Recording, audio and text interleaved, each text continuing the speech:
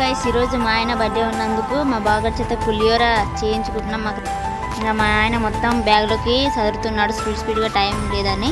ఇంకా మేము మామనార్ వెళ్ళిన తర్వాత ఇంకా టెంపుల్కి వెళ్ళి దర్శనం చేసుకున్నాం. అక్కడే ఇక దగ్గరలో ఎల్లమ్మ తల్లి టెంపుల్ దగ్గరికి వెళ్ళి అక్కడ పేదవాళ్ళు ఉంటారుగా వాళ్ళకి ఫుడ్ డొనేషన్ చేసాము. మాకైతే చాలా హ్యాపీ అనిపించింది వాళ్ళ ఆకలి తీర్చినందుకు.